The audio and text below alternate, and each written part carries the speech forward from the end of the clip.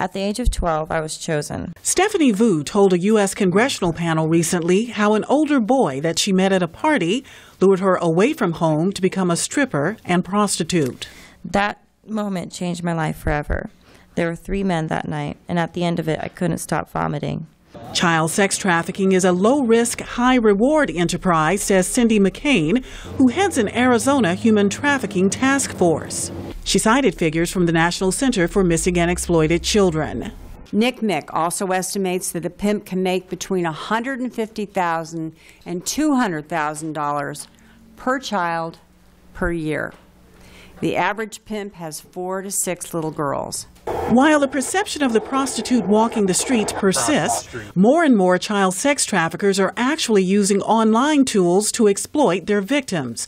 Fairfax County, Virginia Detective William Wolf. They commonly exploit social media sites such as Facebook, Twitter, and things of that nature to be able to target their recruitment efforts, making them a lot more effective and efficient.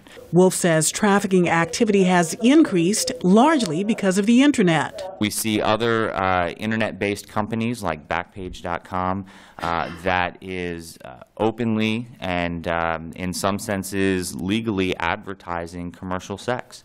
It gives these traffickers the opportunity to advertise to the general public these sexual services and to advertise essentially our children online. Backpage says it cooperates with law enforcement efforts to find child sex traffickers. Backpage attorney Elizabeth McDougall told VOA via Skype the website is not the root of the problem. Backpage shut down, the content wouldn't go away. It would go to an underground or an offshore website. Authorities have had some success catching traffickers and shutting down websites by sometimes posing as clients.